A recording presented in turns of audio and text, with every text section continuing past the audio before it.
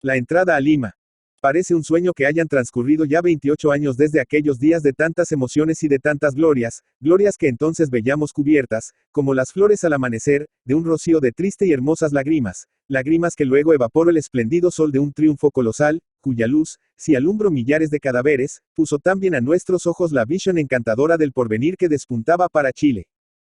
Y este detalle, el recuerdo de los hombres, por muchos, grandes y queridos que fueran, hubo de borrarse ante este supremo conjunto, la patria.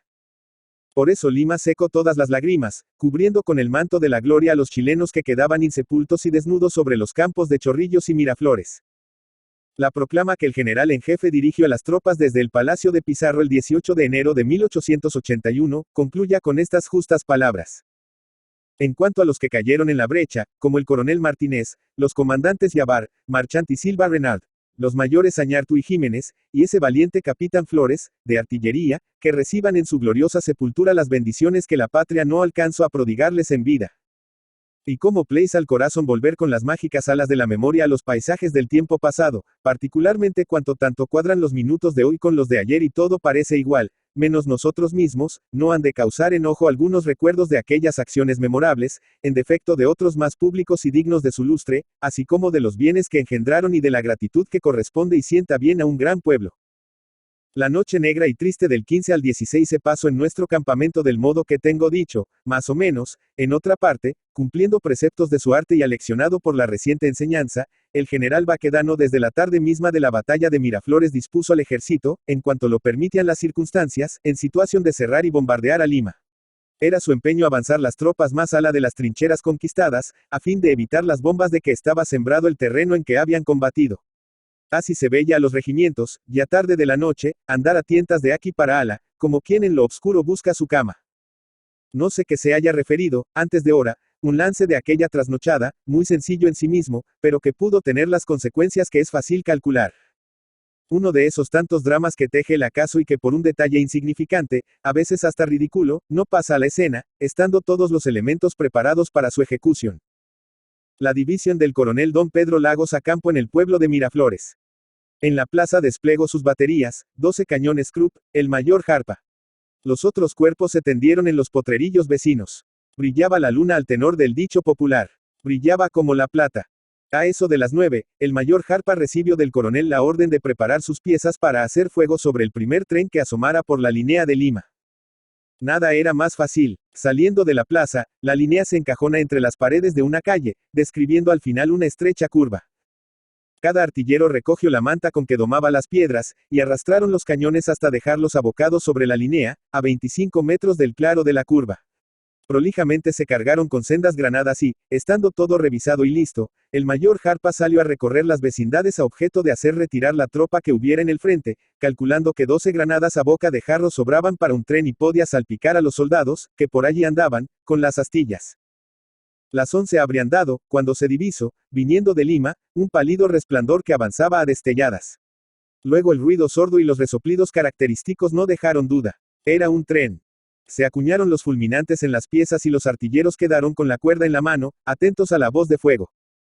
Habrá de parecer novela, pero es lo cierto que no faltaban más de 200 metros para que el convoy doblara la curva, cuando llegó a todo galope el comandante, hoy coronel, don José María del Canto, jefe del servicio en esa noche, gritando desde lejos. Jarpa, no dispare. El tren pasó. En la plaza se apearon los nocturnos viajeros. Se les vendó la vista y cada cual con su guía, emprendió la marcha hacia el alojamiento del coronel Lagos. Eran los eternos diplomáticos. Solicitaban una conferencia del general en jefe, pero el general se negó a recibirlos y sobre los mismos pasos se devolvieron, pernoctando en una casa del camino. Parece que Lima devoraba en esos instantes las angustias de un peligro inminente y no esperado. Sus defensores de la tarde empezaban a sacar cuchillo contra ella misma. Parece igualmente que el general quiso dejarle aquella noche para que meditara sobre la almohada del insomnio acerca de sus conveniencias y de los deberes que la derrota impone a los vencidos. Entretanto, al amanecer del día 16, podían contarse 104 cañones abocados a sus engreídos muros. Pero más tarde, un oficial de la Marina italiana llegó a las avanzadas a guisa de parlamentario. Recibido con el ritual de campaña, pasó a la tienda del general.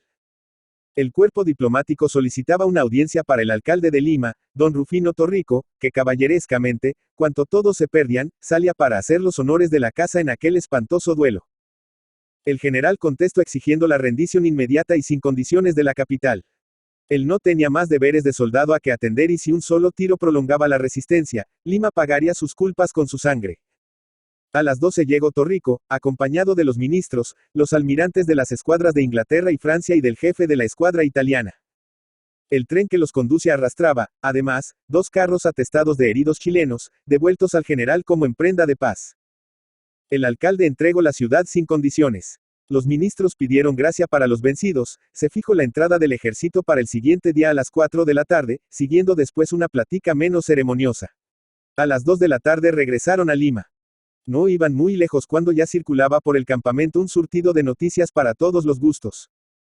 Se decía que Pierola, sin asentar pie en Lima, galopaba con su gobierno en dirección a la sierra, que los derrotados intentaban saquear la ciudad de tal modo abandonada, que Canevaro había propuesto un asalto nocturno a nuestro campamento, a tiro seguro. Pero se había extraviado o no lo habían seguido, que el pánico era espantoso y que todos clamaban por el avance inmediato de nuestras tropas, como único amparo contra la comuna de Zambos que estaba empezando. Se contó también que durante el zafarrancho del combate de Miraflores llegó al puerto Ancón, donde estaban las escuadras extranjeras, no la noticia de la aventura que corrieron los ministros en su almuerzo con Pierola, sino la de que el ministro inglés había sido muerto por los chilenos y que el almirante, al oír esto, había puesto sus naves en son de guerra para irse sobre las nuestras en demanda del agravio. Dadas estas circunstancias, el asunto no parece inverosímil, sobre todo si se atiende de esa especie de elefantiasis que sufren los rumores callejeros, especialmente en horas de tribulación y de dudas, y esos rumores, hasta los últimos instantes, siguieron propalando cosas peores de nosotros. En cuanto a la resolución del almirante inglés, también habían solido adoptarse otras más desatentadas. Pero antes de ver lo que en realidad pasaba en Lima, conviene dar una postrera recorrida a nuestras tiendas, dándole, con permiso, este poético nombre al suelo raso y al cielo desnudo, pues no había más para descanso y abrigo. Los mismos heridos, en la escuela de cabos, los que no cupieron en las salas y corredores, estaban en los patios, a toda intemperie. Eran 4.000 los que penaban en aquel horrible purgatorio. Soplaba, viniendo de todas partes, un viento peor que de albañal, hálito de sepultura, que se aspiraba espeso, tibio y vagueante.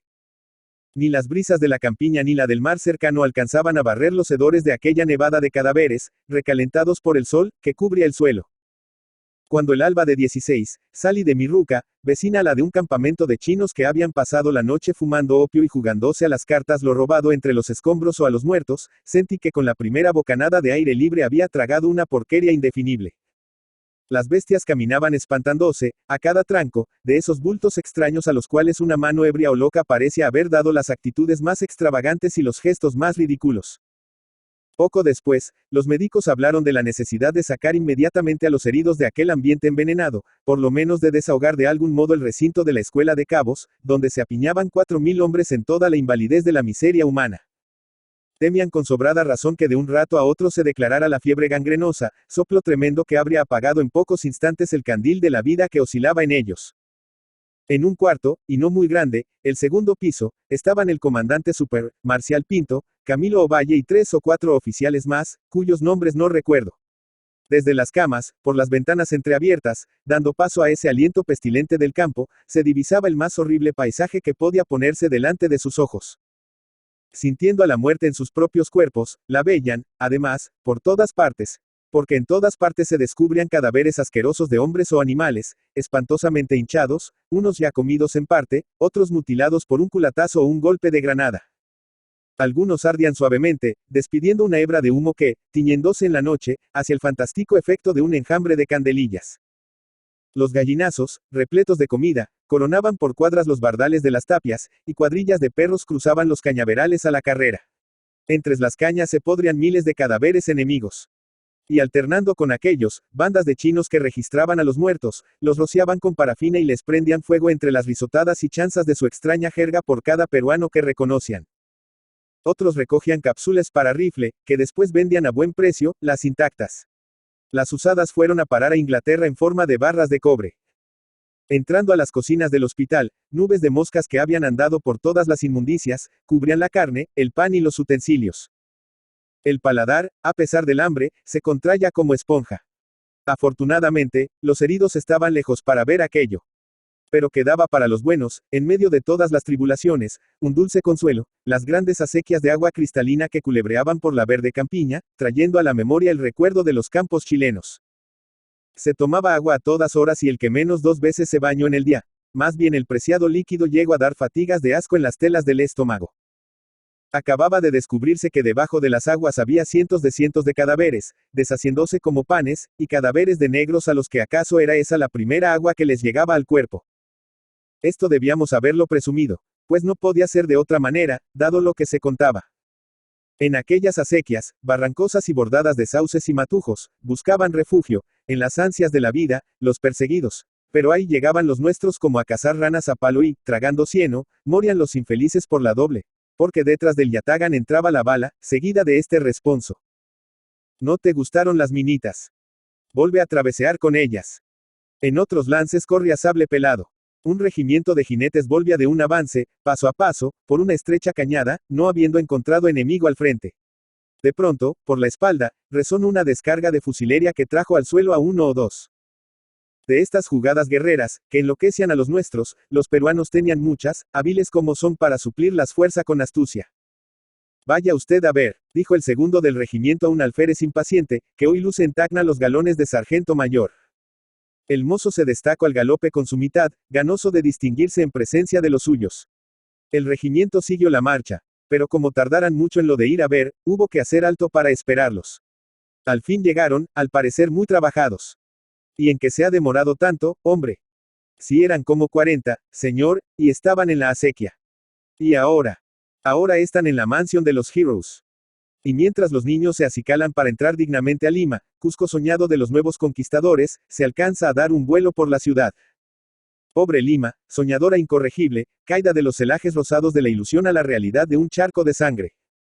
Porque desde los comienzos de la guerra, ella vivió en un mundo de artificio que le creaban su corazón ligero y su fantasía tropical, tanto como los cuentos andaluces, las bravatas portuguesas y aquel eterno mentir de una gran parte de su prensa. Todo eso la había hecho perder la justa apreciación de las cosas y de ahí esas inconcebibles retemplanzas de fe en su fortuna, que nace a raíz de los más crueles desencantos y de los golpes más rudos. No habían bastado para abrirle los ojos ni la larga serie de las derrotas sufridas, ni los juiciosos razonamientos de alguna gente sensata que, habiendo vivido en Chile, Pedia se le tomara muy en cuenta como enemigo formidable. Familia hubo, muy conocida aquí, que perdió a sus relaciones, viéndose denigrada con el apodo de las chilenas, solo porque eso decía, no creyendo a pie juntillas, como creía la generalidad, en el descalabro inevitable que todos profetizaban a nuestro ejército en las puertas de la capital peruana. Y tanto se había extraviado el criterio público, tanto prometían las proclamas de las autoridades y las relaciones de la prensa, que se llegó a celebrar cada paso que avanzábamos como si fuera uno más hacia la tumba. Sin embargo, había ocurrido pocas noches antes un hecho que debió hacer meditar a los más ligeros. Se cuenta que en la tertulia de Pierola, en presencia de una corte numerosa y brillante, y de varios marinos extranjeros, se hablaba de las fortificaciones de Chorrillos, San Juan y Miraflores. El dictador se manifestaba orgulloso de esa obra y en verdad que le sobraba razón. Los chilenos no llegaran hasta ellas. Era la creencia general. Pierola deseó conocer la opinión de uno de aquellos comandantes extranjeros más por recoger elogios que opiniones que no necesitaba. Dicen que el comandante respondió: he visitado cuidadosamente las obras de defensa. Es cuanto puede exigirse a un general, porque la naturaleza y el arte han hecho casi inexpugnables esas trincheras. Pero debo decir a V.E., agregó, sacando su reloj, que yo he visto a los chilenos tomarse el Morro de Arica en 58 minutos. Y golpeaba lentamente en la esfera, como para decir que los había contado en ese mismo reloj. Esto fue en la noche del 13. Los contertulios se retiraron. Pierola salió en ferrocarril a practicar un reconocimiento. Aquella corte brillante se desparramó por los ranchos de Chorrillos, a donde dicese que de noche bajaban los oficiales a distraer el fastidio de la vida de campamento, volviendo de madrugada a sus filas. Según varias versiones, momentos después, un oficial se presentaba a la tienda de Pierola, con un mensaje de las avanzadas en que se anunciaba el envío de 2 prisioneros chilenos. La noche del 13 al 14 no fue alegre ciertamente para los habitantes de la capital. Por grandes que fueran las esperanzas cifradas en las trincheras de Miraflores, mayores habían sido las de Chorrillos y estaban perdidas. Los heridos contaban cosas espeluznantes de la ferocidad de nuestros soldados, y esto no era para tranquilizar a nadie, mucho menos a las señoras que oían, y eran casi todas las limeñas, pues en el Palacio de la Exposición y en los demás hospitales de sangre se había dado cita, confundiéndose las nobles y las plebeyas. El 14, desde temprano, el cuerpo diplomático se puso en movimiento, a fin de conseguir una reconciliación, empezando por conferenciar con Pierola. El momento no podía ser más apropiado. El general chileno acababa de despachar a don Isidoro Errázuriz, secretario del ministro de la Guerra, en compañía nada menos que del exministro del mismo ramo, coronel Iglesias, tomado prisionero en la batalla anterior, con la misión de declarar al presidente del Perú que el ejército chileno reconoce la bravura que el peruano había demostrado en la defensa de Chorrillos y de invitarlo a que enviara plenipotenciarios autorizados para negociar la paz. El señor Errázuriz debía manifestar, además, los peligros que corre a Lima con la continuación de las hostilidades a sus propias puertas, y esta galante declaración, de que los chilenos estaban tan empeñados como los mismos peruanos en preservarla de una suerte igual a la Chorrillos. Esta proposición del general vencedor obedece al convencimiento de que la última batalla había sido decisiva. Nadie presentia que la Miraflores hubiera de sobrevenir cuando menos se esperaba.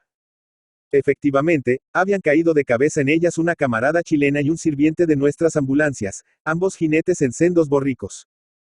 Se llamó a Pierola por destellos de luz y luego fue público en el campo peruano el avance del ejército chileno. El general Baquedano había perdido, pues, la mejor carta de su juego, la sorpresa. Qué suerte corrieron aquellos sujetos, que, habiéndonos causado tanto daño, se perdieron sin dejar rastro alguno. Era una simple leyenda. Nunca pude saber más acerca de este particular que lo que me contó un distinguido caballero francés, que asistió a las batallas por el bando peruano en calidad de hermano de una logia y miembro de la ambulancia de su nacionalidad. Creyendo él en la existencia de los misteriosos personajes, aseguróme que los habían guardado en una casa de Chorrillos que servía de hospital, donde murieron confundidos con los que en ella resistieron hasta que fue incendiada y se hundió sobre todos. Por lo demás, el día 16 no ofreció otras novedades. El general, visitando a los heridos, confirmó la noticia de que el Chile se alistaba para salir al sur. Comenzó entonces lo que podría llamarse la fiebre de la patria en aquellos hombres que creían morirse lejos de su hogar. Hubo una mejoría instantánea. Algunos se vestían por sus manos para demostrar que podían resistir a la navegación. Muchos oficiales hacían jurar a sus asistentes que, fuera como fuera, ellos quedarían a bordo de los primeros. En la tarde se vio un hermoso arco iris que remedaba un gallardete chileno prendido entre la cordillera y el mar. Ya oscuro, se sintió un gran estruendo por el lado de Lima. Los peruanos volaban los gruesos cañones del San Cristóbal y del San Bartolomé, dos formidables fortalezas trabajadas en la cumbre de dos cerros que dominaban nuestras líneas, aunque la primera, ideada por Pierola, parecía más bien estar dedicada a las revueltas caseras de la capital. Sin embargo, ambas jugaron su papel en las batallas, habiéndose ya estrenado la segunda en el reconocimiento que el día 6 de enero hizo el coronel Barbosa por el lado de Ate con tan brillantes resultados, que muchos aseguraban la posibilidad de que todo el ejército se hubiera escurrido por aquella rendija y cerrado a los peruanos, como por obra de brujos, la boca de su misma ratonera. Habría sido, sin duda, cosa napoleónica y hasta de encantamiento aquella aparición de comendador, pero yo ignoro los grados de esa posibilidad. Solo el general Barbosa puede decir hoy lo que vio por sus ojos el coronel de entonces en esa atrevida y militar aventura.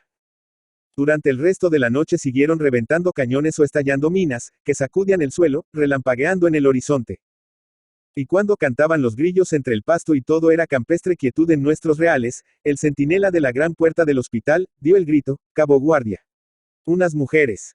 Un grupo de cholas, mechoneadas y ofendidas hasta no tener habla, lloriqueando entre las rejas que circundan la explanada del edificio. Reclamaban contra un hilo de visitas que no se cortaba desde que comenzó a pardear la noche, visitas como de duendes, que aparecían sin saber de dónde en la casa que se les había dado por refugio al frente del hospital. Pues, estando las puertas atrancadas y con guardias, unos entraban y otros salían, todos al mismo tiempo. El hecho no tenía explicación de buenas a primeras, porque el sargento juraba que ningún soldado de la guardia había atravesado la única puerta posible. Pero tampoco andaban por allí otros soldados y, como el oficial no creyera en ánimas, dióse a buscar hasta que descubrió lo que los rotos únicamente podían desenterrar. La boca de una galería que, comenzando en un rincón de la explanada, iba a dar a la casa de las cholas. Mi sargento, voy allí. Decían los soldados, y como el allí estaba dentro de la reja cerrada y con centinela, se daba el permiso y el roto se sumía en el hoyo. Pero todos los demás durmieron como por primera vez tras de tantos insomnios y trabajos, mecidos por estas gratas esperanzas, que hacían como de plumas el suelo mojado por la camanchaca. Se acabó el guerrear. Mañana en Lima. Cholas del alma. Lima despertó al estruendo de los cañones, en la madrugada del 13. A las 8 de la mañana comenzaron a llegar a Lima los primeros heridos, unos a pie, otros en camillas que conducían extranjeros o paisanos. A las 9 tomó el tren para Chorrillos la compañía de la ambulancia peruana, dato de una relación publicada en Lima. Aquellos no sabían gran cosa, pero a las 11 entró a la plaza de la exposición un grupo de dispersos que llevaban escrita en sus caras la mala nueva. Desde ese momento, no cesó la peregrinación. Pero solo a las 2 de la tarde vino la ciudad a convencerse de su desgracia. A pesar de que desde el 27 de diciembre estaba prohibido inventar o propalar noticias falsas, so pena de ser castigado con todo el rigor que las circunstancias reclaman, el mismo día 13, a las 3 de la tarde, circuló un boletín oficial, enviado del campo de batalla, que decía que S.E. abandonando el Morro Solar, San Juan y el pueblo de Chorrillos, había ordenado a las 10:30 de la mañana, la retirada del ejército a las inaccesibles trincheras de Miraflores. Otro parte anunciaba que los batallones Cajamarca, Guardia Peruana y Ayacucho, se habían abierto paso a la bayoneta por en medio de todo el ejército chileno, llegando diezmados, pero triunfantes a la segunda línea de defensa. Se contaba, asimismo, que Pierola había escapado milagrosamente de 2 descargas que le hicieran, matando a 3 oficiales de su escolta. Lo que se sabe de fijo es que a las 10 tenía retirada cortada por el Esmeralda y que pudo escapar descendiendo la barranca que sigue casi a pique la orilla del mar. Pero lo que acabó de consternar a la atribulada población, fue la noticia de que el general Baquedano había enviado un parlamentario con un mensaje en que proponía la capitulación, concediendo 24 horas al gobierno de Lima. Expirado el plazo, rompería los fuegos, y vencido el ejército peruano, Lima sería saqueada y pasada a cuchillo. Pierola no recibió al embajador. Andaba recorriendo sus nuevas líneas y mandó decir que solo recibiría un parlamentario debidamente autorizado, que deseaba la paz, pero que trataría en su propio campo o por notas iniciadas por un plenipotenciario de Chile. Como se ve, el dictador no se daba por vencido y la prensa tampoco. El mismo día 14 dio su última bóqueda del último diario que quedaba, el diario de la campaña, redactado por don Julio Octavio Reyes, y antes de morir alcanzó a soltar lo siguiente. Ya el enemigo acerca su planta aleve y Lima debe pagar su tributo de sangre. Mucho tiempo hemos estado esperando estos momentos y nuestra energía debe retemplarse al aproximarse la hora de la venganza. Después seguía con flores como esta. Tenemos al frente la horda que viene asesinando. Y para no faltar a la misión que se había impuesto la prensa, se daba al pueblo estos boletines. Se nota el cansancio de los enemigos. Desalentados, procuran reorganizarse. Nuestro ejército por el contrario. Muchos enemigos prisioneros, pero como vestían el mismo uniforme que nuestros soldados, lograron escaparse. Nuestras minas han causado pánico tremendo. Refiriéndose a nuestros soldados, concluya con estas 2 elocuentísimas palabras. Ferocidad salvaje. Mas, la noche del 14 al 15 debió aconsejar al jefe supremo del Perú un buen pensamiento o una trama astuta, porque deponiendo su bravia soberbia del día antes, envió al siguiente al cuerpo diplomático con proposiciones de paz. Tocóle su turno al general Baquedano, y este declaró entonces que solo consentiría en suspender las hostilidades y entablar negociaciones de paz, previa entrega del Callao, sus fuertes, naves de guerra y transportes. La escena había cambiado por completo y si Pierola pudo imaginarse que el noble ofrecimiento de Baquedano tenía por objeto esquivar nuevo combate u ocultar la flaqueza de sus tropas bajo el manto de fingida generosidad de vencedor aporreado, el engaño no le duró mucho. Los ministros volvieron al campo peruano con la respuesta, dejando estipulado el pacto de armisticio hasta las 12 de esa noche. Pierola debía contestar más tarde directamente al general Baquedano por conducto de la división del comandante Fanisig. Entretanto, ¿qué había detrás de esas inocentes y bien intencionadas andanzas del cuerpo diplomático? Era un simple pretexto de que se valía Pierola para ganar tiempo. Confiaba a una traición el éxito del último golpe. Hay datos para aclarar este grave misterio. Pactado el armisticio, Pierola llamó apresuradamente a la guarnición del Callao. En la mañana, alejó de su campamento a todas las rabonas y su línea estaba lista para romper el fuego a la primera señal. Por otra parte, a la 1 de la tarde, hora y media antes de comenzar la batalla, circuló en Lima el contenido de este telegrama oficial. Enero 15. Telegrama de Palacio. Al comandante de la Plaza del Callao. Señor prefecto, del ferrocarril de Miraflores participan que dentro de pocos momentos comenzará el combate. La línea tendida solo espera la orden de hacer fuego. Mucho entusiasmo. Firmado, Velasco. Propalado y creído en toda la ciudad el cuento del ultimátum a la cosaca que había hecho el general Baquedano, el asalto a cuchillo se esperaba de un instante a para otro. Por manera que cuando a las 2:30 de la tarde los ecos levaron hasta Lima el ruido de las descargas, el pánico tuvo accesos de locura. Les parecía sentir en la carne el hielo de los aceros. Las familias escapaban a las casas de las legaciones, consulados o simplemente de extranjeros, no creyéndose seguras ni en los templos ni en las propias, a pesar de haberlas disfrazado con escudos y banderas extrañas. Otras corrieron hasta el puerto de Ancón, donde las escuadras de Inglaterra, Italia y Francia habían hecho como un campo neutral, resguardado por las tripulaciones de sus naves, desembarcadas al efecto. Pero luego, como para que ninguna emoción dejara de golpear esos corazones atribulados, círculo, cual una ráfaga de vida, un boletín de victoria y de las profundidades de su amargura, aquella gente se alzó a devorar las vírgenes alegrias del triunfo. Antes que otro fue un fraile, que faldas encintas, recorrió las calles, voceando nuestra derrota, quien primero alborotó los ánimos.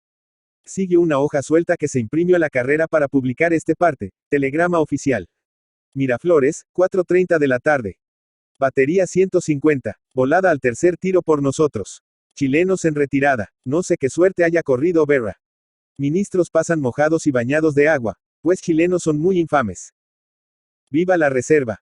No era mucha la que guardaba para mentir el autor de esta comunicación oficial, que hizo echar las campanas a vuelo y a muchos creyentes lanzarse a pie al encuentro de los vencedores. El Dios de las victorias había tenido, por fin, una hora de piedad para el Perú.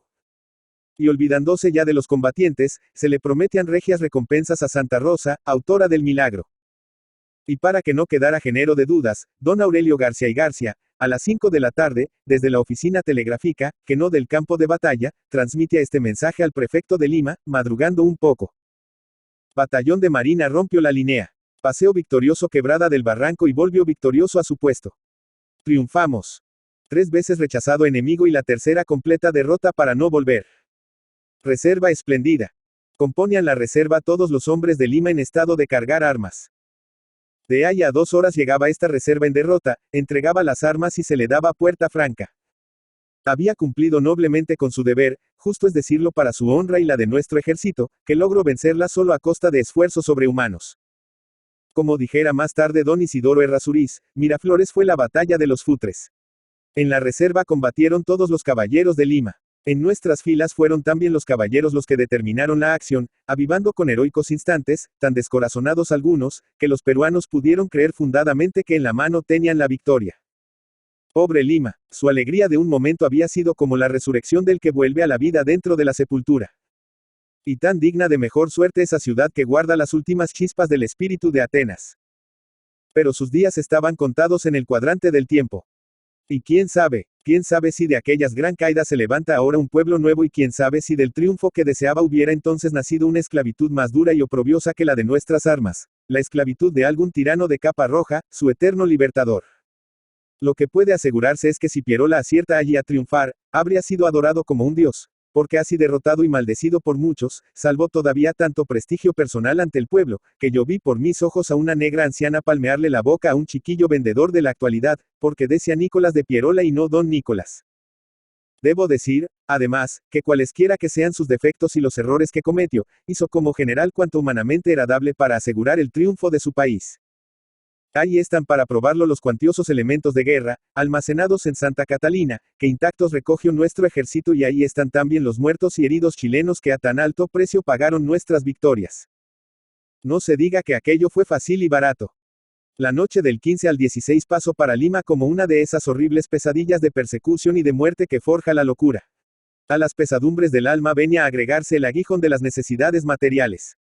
El ejército no había comido y la población tampoco, y aquel pedía si le diera pan y se remediaran sus fatigas. El comercio había cerrado sus puertas y cualquier nada costaba un ojo de la cara. La mañana del segundo día fue viernes de pasión. Hasta la luz del cielo parecía tener el triste siniestro de un próximo cataclismo. Millares de soldados dispersos corrían las calles tratando de reunirse para una tercera batalla, al toque de las campanas de la catedral, esas guitarras de todas las zambras guerreras de Lima.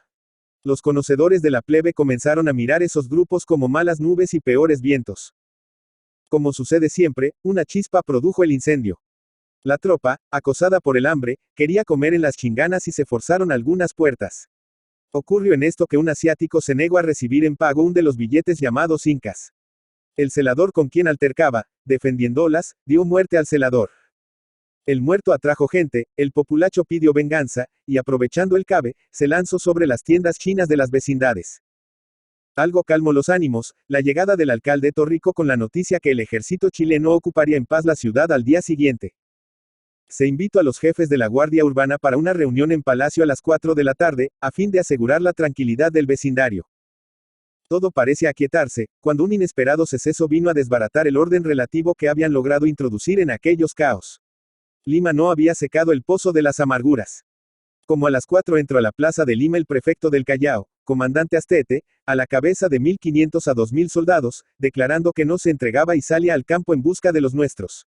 El populacho tornó a fermentar en torno de este alboroto. El coronel Suárez, que gozaba de justo y grande prestigio por su valor y sus servicios, corrió a impedir esa locura, ya que no criminal intentona que habría acarreado la ruina de la capital. No sin grandes esfuerzos logró Suárez reducir a Astete a la razón del patriotismo. Juzgando a Astete por los rasgos de su semblante, yo creo que su propósito no era una simple fanfarronada. Tiene la expresión del valor testarudo. Pero la situación se reagravó mucho, tanto porque hubo de postergarse para las 8 de la noche la reunión acordada, perdiéndose un tiempo precioso, cuanto porque los licenciados de Astete allegaron nuevos y más perturbadores elementos al desorden. Cuando Suárez volvió a Palacio, como a las 6 de la tarde, ya todo estaba perdido. Quiso imponer a la tropa que lo invadia, pero no fue obedecido y tuvo que retirarse para no quedar entre sus manos. A los jefes de la Guardia Urbana fueles imposible salir de sus casas. Los soldados, confundidos con la hez del populacho, trajinaban las calles, disparando sus armas. Bien pronto volvieron al tema del día, los chinos. Sus tiendas fueron asaltadas, robadas y quemadas, muriendo entre las ruinas muchos de sus infelices propietarios.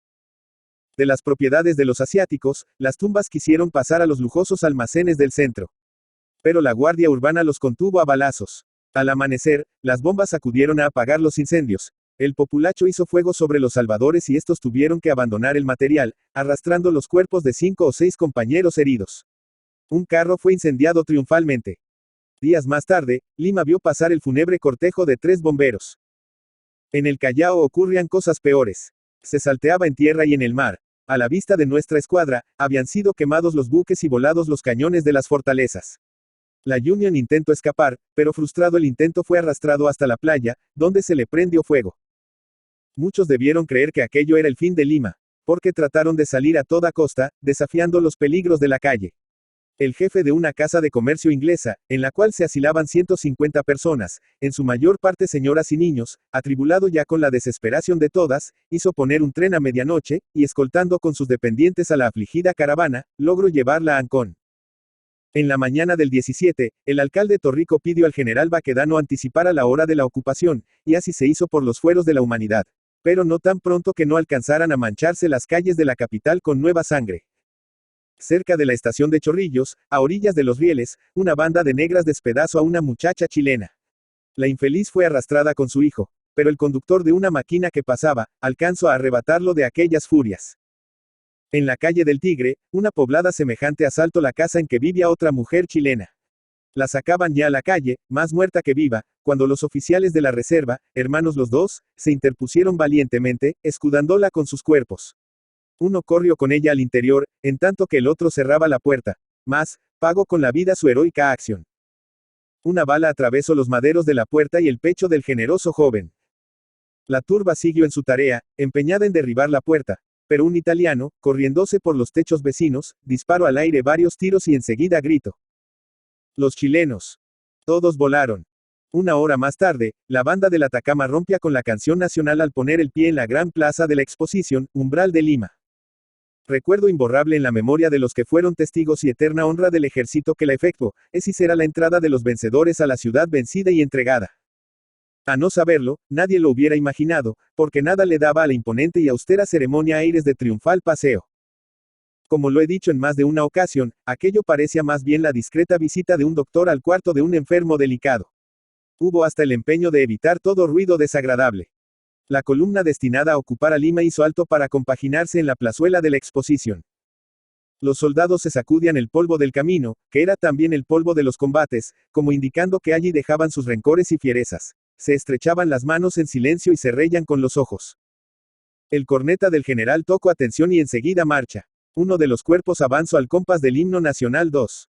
Al oír esas notas, he escrito en otra parte, que habían tocado Diana en la tarde de todas las batallas, alegres como los días juveniles, queridas como el hogar, todos se irguieron cual si en los corazones hubiera resonado la voz de «Viene Chile», semejante al grito que electrizaba a los viejos soldados franceses, el emperador. Una ráfaga de orgullo besó todas las frentes, y hasta los caballos piafaron, como si esa música que comunicaba a los hombres tan generosa alegría, les llevara a ellos el perfume de la fresca alfalfa de los campos natales. Pero un ayudante del general Saavedra llegó al galope, y se cambió la tocata. Y fue tal vez lo mejor. Quién sabe si un abrazo de hermanos no rompe las filas en esa plaza que era el punto de cita de los sobrevivientes. Un grupo de 50 bomberos armados, hizo los honores a la división, presentando las armas. Centenares de curiosos habían entrado por las bocacalles y se acercaban cautelosamente, después de cerciorarse de que no había peligro. Luego se llevaron un buen susto. Una zamba borracha gritó a toda boca, «¡Viva el Perú! ¡Mueran los chilenos!». Siguióse un pequeño tumulto entre los mirones. Los que no sabían si aquello era una señal, echaron a correr. Otros daban excusas a los oficiales, hablando en aquel lenguaje no escuchado todavía por los nuestros. «Excusen ustedes, señores, esta mareadita». Y viendo que nadie mataba a la negra, empezaron a elogiar su intrepidez. «Mire usted qué talaya de morena, hombre. Qué disforzada.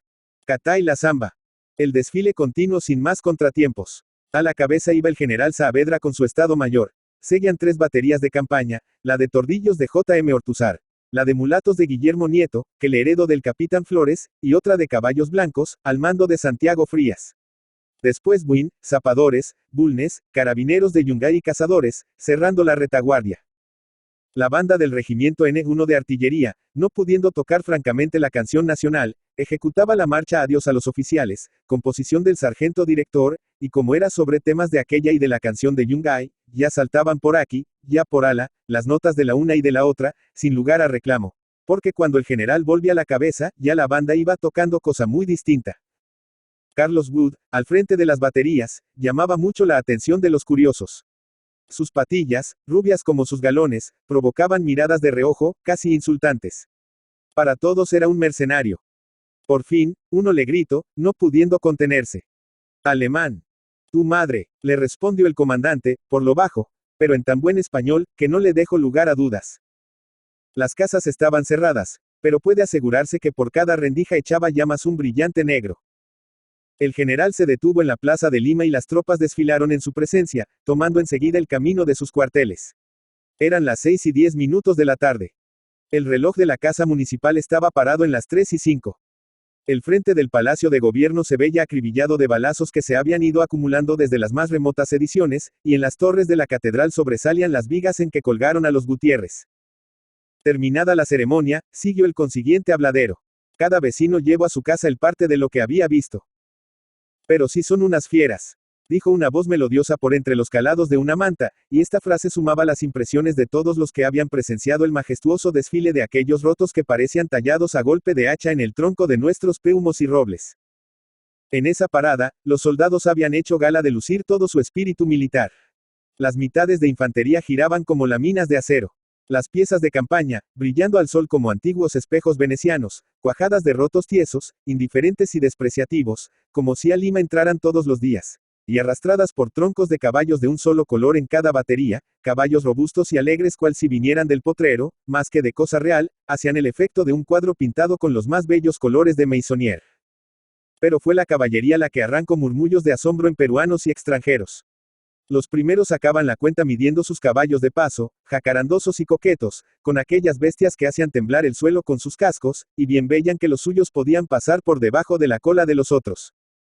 Después, la talla monumental de los jinetes, de una pieza con la montura como Bolívar en su estatua de la Plaza de la Inquisición, soportando impasibles el rudo tranco de las bestias y más fuertes que éstas en su fiereza, porque a puño y espuela las hacían ovillo para conservar la línea o las metían de un estrellón en las compactas filas, cual si todos fueran de fierro, hombres y animales. Luego aquellos espadones no vistos ni usados hasta entonces, que parecían requerir las manos de alguno de los 7 pares de Francia, y la carabina en banderola y el lazo en la enjalma y la cacha del corvo asomada en la bota, todo eso antes de aturdir a la gente debió persuadirla de las ventajas de la paz que acababan de paladear, haciendo justicia al valor desgraciado de los hermanos que habían querido detener con sus cuerpos el torrente enfurecido de tales elementos. En cuanto a los extranjeros, ellos habían visto naturalmente cuerpos de infantería y artillería que les impedían asombrarse de los nuestros, admirando, sin embargo, toda la planta europea de estos, pero declaraban que la caballería podía ponerse con ventaja al lado de las mejores del mundo. No la conocían en el campo de batalla. Casi con noche llegaron los artilleros a Santa Catalina, cuartel de artillería y museo de armas de los peruanos. Media hora antes había estado allí el MJ, un oficial y un corneta, empeñados en una colegialada que pudo haberles costado caro. No resignándose a perder la entrada a Lima, de un galope se largaron a la ciudad, recorrieron algunas calles, y, evitando de ser vistos, trataban de buscar salida al campo por otro punto. En la plazuela de San Pedro divisaron a un pacífico transeúnte. Al estruendo de las armas y caballos, el caballero trató de refugiarse en alguna casa, pero todas estaban inhumanamente cerradas. Cuando lo alcanzaron los nuestros, se echó al suelo de rodillas. Estoy dado, señor, no me maten. Todavía creían que los chilenos no tenían otra gracia que degollar inocentes. Al pasar por Santa Catalina, un piquete de tropa peruana salió a formar apresuradamente. Hubo que detenerse para no revelar los cuidados que tenían adentro. El jefe de la guardia se adelantó a decir que el cuartel estaba a la disposición del señor coronel. Está bien, respondió el MJ, yo llevo órdenes de hacer avanzar la reserva, ¿cuál es el mismo más corto? El oficial dio cortésmente indicaciones muy distintas de las del caballero arrodillado, por donde vinieron a ver que en Lima sería prudente no fiar ni en cojera de perro ni en llanto de mujer. Poco más tarde llegaron las baterías, entraron al patio de armas y se formaron en cuadro, echando pie a tierra. La banda entonó la introducción del himno nacional, otros dicen que la entonó toda, pero a media voz. Oficiales y tropas se descubrieron con respeto, agitando kepis. La bandera de Chile, la primera que se desplegó a los vientos de Lima, se alzaba majestuosamente en el asta de la fortaleza peruana. Arreglado el servicio, los oficiales francos corrieron a la ciudad, como lo habían hecho los otros, en busca de mesas con manteles, de comida en platos y de vino en copas, de un desquite a los porotos, asados y pobrezas de la vida de campaña.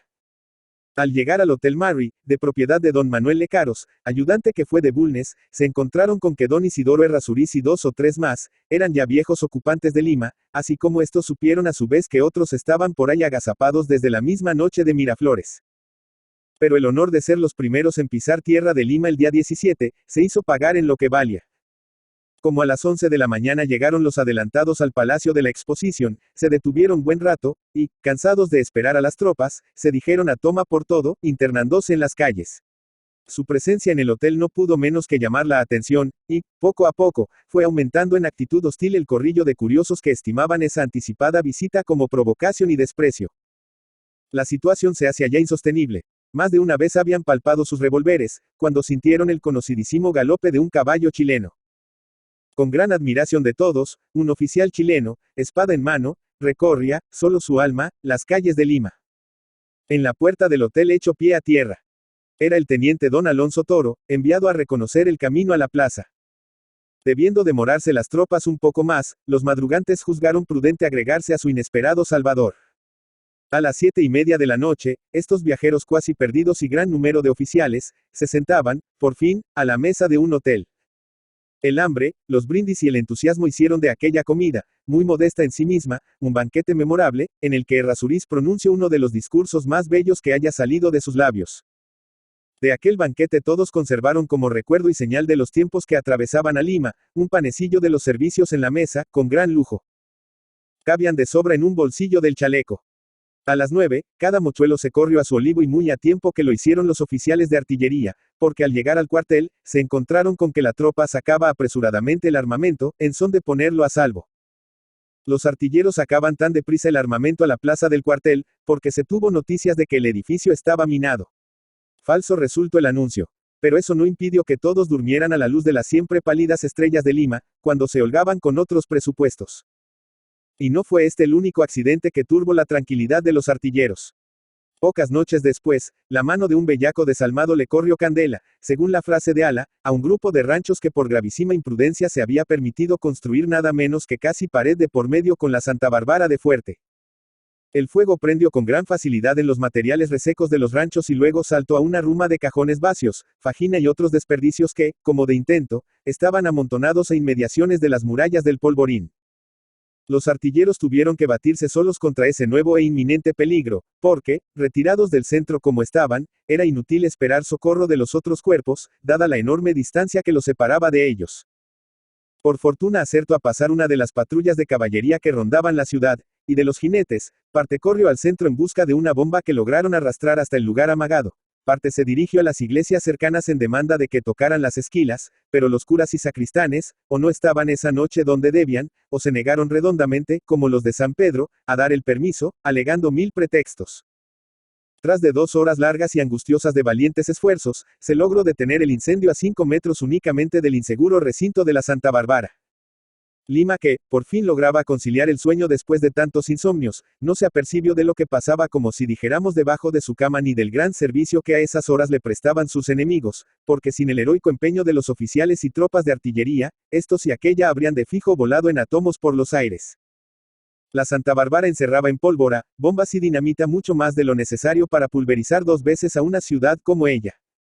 Los artilleros devoraron a solas y calladamente todas las angustias de esos terribles momentos. En Santa Catalina fue rescatada la bandera del Rímac, que colgaba como el único trofeo de la guerra, en las salas del magnífico Museo de Armas instalado allí. El 18, a las 11 de la mañana, pasó la división del coronel Lynch en dirección al Callao, divisando a la ciudad tan lejos, que al cabo de algún tiempo hubo de dárseles permiso a los cuerpos que no habían visto para que dieran una vuelta por ella, como quien da gracias a Dios, accediendo al justo clamoreo de los rotos que decían: fuéramos a morir sin verla. El 19, poco más o menos sobre la misma hora, llegó a Lima la división del coronel Lagos. Advertíase en los peruanos y en todo el mundo una viva curiosidad por conocer más de cerca al guerrero de quien tantas cosas sabían por los relatos de su prensa, la que nunca dejó de agregar al nombre del coronel los dictados de asesino, chacal, ladrón, tigre sanguinario y otros del mismo tenor. El que vio a Lagos una vez tuvo bastante para no olvidar jamás esa figura tan acentuada e imponente bajo sus arreos de combate, y si su suerte fue tanta que lograra divisarlo en el campo de Miraflores, el punto y hora más hermoso y culminante de su vida, o en el desfile de sus tropas en la plaza de Lima, ese puede decir que vio al Caupolicán de las estrofas reales de Ercilla, embellecido y transformado en parte por la escultura de los tiempos. Paró Lagos su caballo en un ángulo de la plaza, y ahí, como en acecho, severo el gesto, miraba desfilar a sus niños, encorvando sobre la silla, grande y gordo, espléndido como héroe de la leyenda de bravuras que cantaban sus hazañas. Su fisonomía más que morena, tostada, destacábase admirablemente sobre el marco del poncho blanco que lo cubría. Los peruanos lo miraban sin acercarse. Ese es, decían como los niños medrosos a quienes se les descubre el misterioso cuco. Y respiraban pensando en que era Saavedra quien gobernaba Lima. Aquel desfile de la división Lagos, habría arrancado lágrimas en las calles de Chile. Se veían músicos con las armas con que habían peleado, heridos que no habían consentido en privarse de la entrada y que de allí fueron al hospital, muchos para no levantarse más. El Concepción llevaba una bandera prendida en un cóligue y el Santiago, el regimiento querido de Lagos, sus niños verdaderos, lució una banderola de guías que era un trapo revolcado en tierra y sangre. Los rotos del Santiago, al entrar a la plaza, no viendo al coronel, lo buscaban con los ojos, temerosos de que les hubiera faltado en ese gran momento. Pero al descubrirlo en su medio escondite, se les reía la cara. Ahí estaba. Ahí estaba el león de todos esos leones del Santiago. El mismo día entró también, pero de tapada, la banda de músicos de los carabineros de Yungay. Respetando caballerescamente los sentimientos de esos pobres artistas, el comandante Bulnes no quiso que entraran a Lima, al frente de su regimiento. Eran los músicos del escuadrón del coronel Sevilla que, en Manchay, cayó prisionero de capitán Apaje en manos de las avanzadas de Curico, brigada del coronel Barbosa. El 20 ya estaba toda la familia en Lima. A las 3 de la tarde de ese mismo día, aniversario de Yungay, se hizo por primera vez el pabellón chileno en el Palacio de los Pizarros. La guarnición de servicio y una banda de músicos le hicieron los honores debidos a la insignia de la patria. No podía meterse menos bulla en Lima. Pero el ejército no ha querido, decía el diario chileno La Actualidad, cuyo primer número se publicó ese mismo día, no ha querido más fiesta que la íntima satisfacción del deber cumplido, viéndola flotar donde la han colocado sus esfuerzos. A propósito de diarios, tras La Actualidad aparece un South Pacific Times, que pronto nos allanó todos los fueros. Dando cuenta de los últimos acontecimientos expresaba así. Afortunadamente, podemos asegurar que Lima no ha participado de la suerte de las otras ciudades que, según se ha publicado, han sido saqueadas por el ejército chileno. Pero que seguramente que estas y otras impertinencias del tal Times no habrían determinado de su suerte si no se hubiera dado a concitarnos dificultades en el arreglo de nuestras negociaciones, sugiriendo a los peruanos vanas esperanzas. El 28, la policía clausuró la imprenta y redujo a prisión a 2 ciudadanos ingleses que se titulaban periodistas y neutrales. Se habrían olvidado de la ley marcial. La crónica de la ocupación del Palacio de Gobierno y el correspondiente inventario de lo que en él se encontró, daría materia para grueso volumen. Parece que las autoridades peruanas, al valor de Miraflores, no asentaron pie en él. Todo estaba como para recibir a sus antiguos dueños, desde la cama del dictador. Ni la correspondencia de privadas trapisondas escapó a la sorprendida curiosidad de los nuestros que por primera vez veían al amor anidado en la cueva de la política. En un regio escritorio que había oído, sin duda, los más graves secretos de Estado se encontró una carta de ella y la respuesta comenzaba de él. Poco después, esta du Barry destronada por la derrota y el tiempo, porque apenas le quedaban rastros de la espléndida hermosura que luciera en Santiago, hubo de regar con amargas lágrimas, como todas las grandes queridas, las rosas marchitas de su pasada grandeza, fin inevitable de las reinas de mano izquierda. Le fue infiel el ministro de sus negocios rosados, un magnífico rufián francés, enchapado de caballero, porque hasta la roseta de la Legión de Honor ostentaba en la solapa. Exigió la liquidación de sus honorarios en la hora de las desgracias, y como éstas fueran tantas y tan notorias, se le pidió que aguardara la vuelta del sol. Riéndose de esas lágrimas, todavía interesantes, apeló a un recurso digno de su oficio. Escribió un libro que era a la vez las historias de los amores secretos de N&X y la partida de caja de la negociación que había dirigido. El libro estaba impreso. Las ofertas de la víctima iban en aumento, cuando intervino el general Lynch, mandando destruir la edición. Era un libro inmoral, relacionado con la política y no se había solicitado su consentimiento para darlo a luz. Otros papeles de importancia hallados en el palacio, sin salir del capítulo de las flaquezas, fueron, por ejemplo, los relativos al pago hecho por el gobierno del Perú, del vapor Isluga, apresado por la O'Higgins y que Estados Unidos, a usanza del francés, reclamaba como de su bandera. Se encontró también un legajo de órdenes de pago a unos cuantos de los periodistas que en América, por puro amor a la razón y a la justicia, sostenían la causa santa del Perú contra el bandolerismo de Chile. Una de ellas, de las más gordas, era a favor de aquel jesuita laico a quien José Antonio Sofía, calándolo proféticamente, le dijo en su inmoral soneto: escampa o caro. Por piedad escampa. Ya es tiempo que a tu tierra, a buscar mandes el potro enamorado de la pampa. Montate en él y a la Argentina vete. Dejando en la epidermis de los Andes el huevo adicional de tu cachete. La hazaña de un soldado del Santiago hizo olvidar por un rato estas miserias. Estaba el soldado de centinela a la puerta de su cuartel, cuando una poblada de gente pasó despavorida, dando gritos: ¡el toro! ¡El toro! En efecto, un levantado bicho de Bujama, apareció en la calle, suelto y furioso. El pantalón rojo del soldado le toreó la vista y como una flecha se lanzó sobre él. El toro no se movió. Apoyó en la boca del umbral la culata del rifle y el toro se atravesó en el yatagán por su propio impulso. Este chascarrillo y otros semejantes, que comenzaron a divulgarse, contribuyen no poco a aumentar el prestigio de Hombría de los recién llegados. Haciéndose cruces, contaban los peruanos el saludo que dos oficiales chilenos se habían hecho en la calle de Mercaderes, al encontrarse por primera vez después de las batallas. Ambos iban a caballo y ambos eran, sin duda tal vez, las dos tallas más corpulentas del ejército. Se encontraron de frente y al divisarse uno vio que el otro le abría las piernas a su caballo, como dicen en su jerga los jinetes, y a su vez hizo lo mismo. Los dos caballos partieron de salto, chocaron pecho contra pecho, bufando. Los espectadores, atónitos, creyendo se trataba de un duelo a muerte, esperaban que aquellos hombres concluyeran de matarse a sablazos, allí mismo, cuando, desenredados de los estribos, los vieron avanzar tranquilamente a darse la mano y preguntarse con gran efusión: ¿qué era de tu vida? La fantasía popular, exagerando esos lances que en un santiamén daban la vuelta a la ciudad, luego tocó en los límites de la fábula, como se verá por este caso. Dos mozos chilenos visitaban desde los primeros días a una familia inglesa, cuya abuela era peruana. Una noche, estando ellos presentes, entró la señora al salón, santiguándose de espanto. Venía de la iglesia donde otra comadre de sus años, al hablarle de los chilenos, le contó que ella había visto tropezar a un roto en la calle y sacar con los tacones de la bota 3 peladillas del empedrado.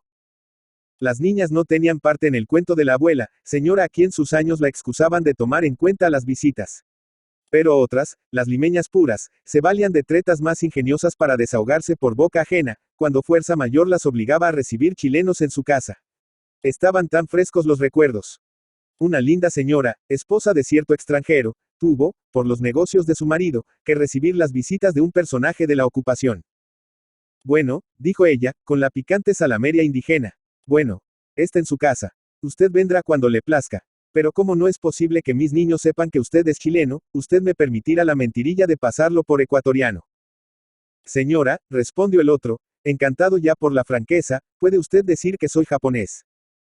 Y desde la fecha del convenio, no concluyo visita sin que la astuta limeña, detrás de la trinchera de sus niños, dejara de apedrearlo con todos los diseres que hablaban mal de los nuestros. Porque aquellos niños, con la maravillosa precocidad de la tierra, hablaban de Chile como un folleto escrito por el matrimonio de aquel don Lucas, del cual se dijo entonces que él con la pluma y la señora con el tintero, se ganaban muy bien la vida, cual organistas abollados, cantando de pueblo en pueblo. Injurias contra Chile. Uno de los diseres que refería la señora era que en los salones llamaban al palacio el Hotel Chile. Pero esto pasaban únicamente de puerta adentro, porque el duelo de la ciudad estaba en todo el rigor de los primeros días. Dar idea del aspecto de Lima en esos primeros días, no es empresa fácil. Pero quien haya visto una casa en la que acaba de fallecer el jefe de ella, su alegría, sostén, orgullo y única esperanza, podrá acercarse en algo a la realidad. La gran coqueta juraba como las viudas jóvenes que su dolor sería eterno, y aun como las viudas de la India, hablaba de arrojarse a la hoguera de su señor. Ya que no le era posible negar a los vencedores el agua y la sal, le nego la palabra y su presencia, y si aquello no fue eterno, es porque Dios ha permitido que nada sea eterno en el corazón humano, especialmente en el corazón de las mujeres. Pero la terquedad oficial, los efectos públicos de aquella excomunión femenina, duraron hasta el último instante, salvo excepciones que comprueban la generalidad de la regla. Comenzaron por atracarse dentro de sus casas. No salían ni a misa. Los templos abrían sus puertas por momentos. El comercio también estaba cerrado. No corrían carruajes ni se tocaban campanas. Reinaba un silencio de camposanto, sin más ecos que el de nuestras propias voces y pisadas. ¿Cómo era posible tanta taima y resistencia? Al fin se supo que la mayor parte de las casas estaban deshabitadas desde los desordenes de los días anteriores.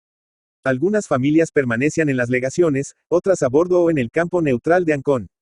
Y así debía ser, porque habiendo ido a ese puerto el mismo Vergara, al segundo día de la entrada, con objeto de tranquilizarlas y poner fin a las pesadumbres que estaban sufriendo, no menos de 500 personas regresaron a sus hogares en el mismo tren que llevó al ministro.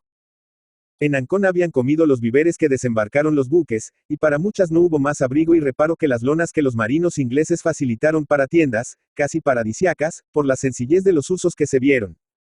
Como se comprende también en muchas casas lloraban, junto con la desgracia nacional, ya la muerte de un padre, de un esposo o de un hermano, cuando no la prisión de otros. Para mayor tribulación, nadie sabía tampoco la suerte que había de alumbrarle la luz del siguiente día. Sobre todo esto, inmediatamente, la miseria pública de larga data en verdad, pero nunca con expectativas más negras que a la sazón. Los sueldos, negocios, pensiones y gajes del Estado, sustentaban a la mayor parte de las familias. Las necesidades de la guerra habían dejado en un hilo delgado esa corriente que fuera tan caudalosa en otros tiempos, pero siempre pasaba algo, más, de la noche a la mañana, la ocupación dejó el cauce en seco. Sin que me violenten pintar el horror de la verdad, cualquiera puede medir las consecuencias de un cataclismo como aquel y pensar en lo que sería de Santiago si de un día a otro dijera el fisco: no hay un centavo para nadie. Cesan en sus servicios el militar, el civil y el religioso. Las viudas se comieran sus lágrimas. Agréguese a esto que el valor de los billetes, única moneda en manos del pueblo, se convierte en humo y desengaños. Los comerciantes, midiendo su rápida depreciación, se negaban a recibirlos y conminados a ello con multa o prisión por un bando de Torrico, algunos prefirieron sufrir la condena, y, al último, todos acordaron clausurar sus tiendas. Así estaban cuando entramos. Gente que se daba cuenta de los alcances de esa profunda perturbación económica y que, además, se tenía por conocedora de la sociedad peruana, decía en tono sentencioso: aguarden ustedes, si hoy no, mañana sí, veremos que el hambre abre esas puertas cerradas y abate la soberbia femenina y las madres saldrán a las calles a vender a sus hijas, etc. Pero siendo exactos y evidentes los datos del problema, falló, sin embargo, la solución y mintieron los falsos profetas porque Lima, en los círculos que con justicia pueden reclamar su representación social, supo resistir a todos los golpes de su destino con una entereza que tenía mucho de romana. Cierto que en las calles se vendían joyas por cualquier nada, cierto que brotaban enjambres de ropavejeros, cierto que dudosos personajes hicieron que en algunas mañanas parecía no salir un humo por las chimeneas de los hogares peruanos. Pero de aquellas profecías el que llegó a ver algo fue de la pinta y calidad de lo que, noche a noche, se ve en Santiago en las vecindades de cualquier saurda del celeste imperio. No se puede poner la mano al fuego en asuntos que tienen toda la extensión de la fragilidad, pero lo dicho corresponde a la faz pública de las cosas. El cuartel general resolvió intervenir enérgicamente para remediar, en lo posible, esa violenta y peligrosa situación. Por intermedio del alcalde Torrico se provocó una reunión de comerciantes y en ella se adoptaron 2 acuerdos salvadores. Abrir las tiendas desde el día 24 y recibir los incas papel por 10 soles billetes y cada uno de estos, por 10 centavos de peso fuerte. Esas medidas daban a Pierola recursos para prolongar sus fantasias a lo Pelayo, toda vez que él era el fabricante de los incas. Pero el temor del mal que un hombre causaría con esos billetes no podía cristianamente prevalecer ante la consideración de salvar del hambre a toda una población. Pues la gente con billetes a puñados no tenía para comprar un pan. La apertura de la aduana del Callao. La llegada de buques chilenos con frutos del país. Los ferrocarriles y telégrafos en movimiento. Las tiendas abiertas y el incansable trajinar de los nuestros, mejoraron visiblemente el aspecto de Lima. Poco a poco fueron también desapareciendo de las casas las banderas y escudos extranjeros y todas las tardes, desde el obscurecer, se veían llegar familias enlutadas que tornaban a sus casas, escoltadas por sus negros. Luego aparecieron los carruajes y con una tarifa tan módica que permite a los soldados pasear largas horas en cupe. Pero esta dicha duró poco, porque nuestras autoridades, obrando en justicia, permitieron subir los precios. Por falta de caballos requisados para la guerra, no fue posible entonces restablecer la carrera de tranvías. Se atendió el aseo de la ciudad que estaba en un estado miserable de abandono, destruyendo basurales legendarios que le formaban un cerco malsano. Se aseguraron desde el primer día los servicios de gas y del agua potable, haciendo responsables de ellos a sus administradores. Se despejó el mercado de los chinos que llenaban las calles adyacentes con cocinas y baratijas en términos de no dejar pasar a nadie y, cosa curiosa, nuestras autoridades hicieron sacar entonces de la plaza de Lima los mingitorios que años después han venido a poner en la de Santiago. Como si hubiera descubierto una razón para que tales cosas se hagan en las playas y paseos y no en parte más recatada. Se dejó también a los peruanos la guardia y cuidado de la penitenciaria, después de revisar las sentencias de algunos chilenos que en ella estaban. Se dio libertad a unos cuantos y entre ellos a una compatriota, de famosa hermosura, que purgaba allí la muerte que dio a su amante, y de la cual se dijo chuscamente, pero con visos de verdad, que había tenido 2 hijos en la soledad de su prisión. Como se ve, el enfermo mejoraba al ojo. Se veía renacer la vida lentamente. Los corrillos masculinos volvían a formarse en sus sitios acostumbrados. Si eran inevitables algunos lances y desagrados callejeros, también era imposible no se trabaran algunas relaciones entre vencedores y vencidos, dada la fina educación de estos y el generoso olvido de los otros. Fue el clero, periodista en su mayor parte, quien se mostró más recalcitrante a toda reconciliación, posponiendo los deberes de su ministerio al vano alarde de un rencor mujeril. Las iglesias habían comenzado por no abrir sus puertas, y los frailes, en plena huelga mundana, pululaban por las calles en trajes de todos colores. Se veían frailes blancos, negros, café con leche, azul marino y otros con los tintes indefinibles que da la muerte. Los soldados de la derrota no mostraban mayor miseria que la que hedia en los hábitos de la sagrada milicia. Habían sido licenciados y se les daba un sol papel al día, con la obligación de presentarse una hora en sus conventos. El Cabildo Metropolitano llevó las cosas más adelante. El capellán Fontecilla, comisionado por el cuartel general, solicitó la iglesia catedral para celebrar en ella unas honras en memoria de los chilenos muertos en las batallas. En sesión capitular, presidida por el Ilmo, obispo de Lima, se tomó en seria consideración el pedido, decia la respuesta a la nota de nuestro capellán, y se acordó unánimemente que no era posible acceder por graves motivos a la solicitud de U.S. en la forma de un consentimiento voluntario del venerable cabildo para el uso de la iglesia catedral con el objeto indicado. Pero las honras tuvieron lugar, asistiendo a ellas todas nuestras autoridades, una compañía de cada cuerpo del ejército con su banda de músicos. Don Salvador Donoso pronunció la oración fúnebre. Fue una imponente y conmovedora ceremonia, sobre todo cuando apareció en la plaza el general en jefe y se le presentaron las armas y 11 bandas militares entonaron en coro la canción de Chile. Al salir de la iglesia, 2 grandes personajes, uno de ellos el almirante nada menos, se pusieron a los lados de Baquedano, pero el general adelantó 4 pasos, restableciendo la distancia de ordenanza. Aquellos honores eran para el general en jefe únicamente. Después vino el primer socorro al ejército y la mar. Se concedían adelantos a razón de 15 soles papel por cada peso chileno, de modo que cualquier roto andaba con sus 300 o 500 soles en el bolsillo o con más propiedad entre los dedos, porque no alcanzaron ni a guardarlos.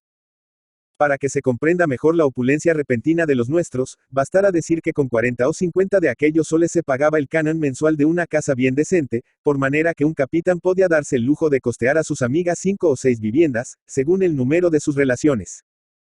El carácter comadrero y generoso de nuestros militares, sirvió de barreno en muchas puertas cerradas del medio pelo, que era cuanto habían menester por el momento, pues nadie iba para etiquetas y señorios. Del mundo galante no hay para qué hablar. Las traviatas de París habían dado el ejemplo de ir a Versalles a practicar alemán. Aquí todos hablaban la misma lengua y la reconciliación tuvo este tropiezo de menos. A la más famosa de estas damas le preguntaron unos paisanos, en son de reproche a la amistad que toda la congregación manifestaba por los nuestros. Dinos, Rosaura, ¿cuántos chilenos te han hecho el amor? Todos los que ustedes dejaron pasar. Respondió ella. Esta dama pasó a la historia, porque dio margen a una de las primeras causas de que conoció el tribunal militar. Navegaba a todo trapo en los mares del amor, cuando conoció a un infeliz que se casó con ella. Este desgraciado era diputado al Congreso nada menos. Ella plegó sus velas y echó el ancla del arrepentimiento en las aguas tranquilas del matrimonio. A la llegada del ejército, cuidaba seriamente a los heridos entre las grandes señoras que se habían impuesto esa piadosa tarea.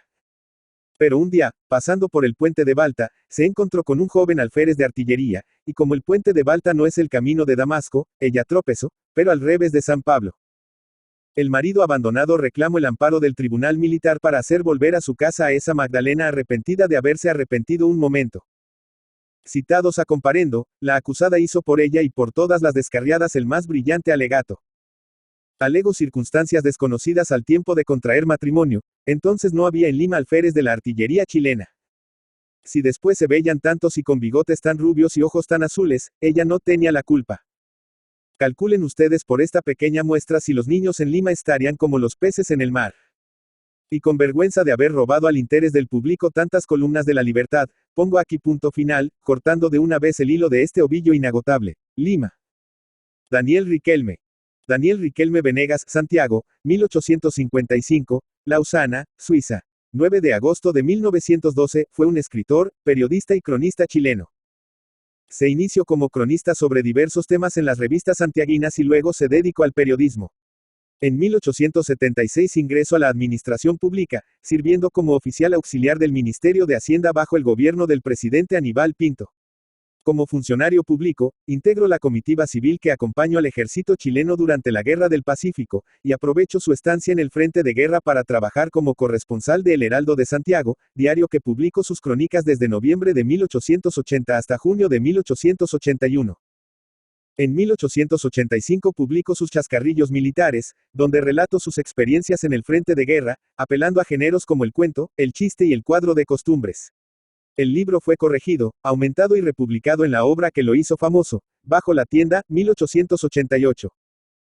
Entre 1887 y 1891, Riquelme escribió cuentos, crónicas y artículos de costumbres para el diario La Libertad Electoral bajo el seudónimo con el que se hizo popularmente conocido, Inocencio Conchali. De esta época destacan sus retratos urbanos y bohemios del Santiago de fines del siglo XIX, legando caracterizaciones de las calles Huérfanos, Merced y Recoleta, donde transcurrió gran parte de su vida.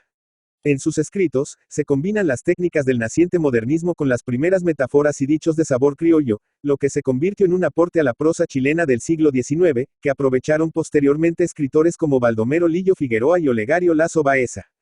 Tras la caída de Balmaceda, Riquelme continuó colaborando con sus escritores periódicamente, aunque abandonó la escritura de tema ligero y adornada de estilo para dedicarse a la divulgación de distintos acontecimientos históricos, tarea que continuó durante sus años en el Mercurio de Santiago hasta 1911, cuando abandonó la escritura.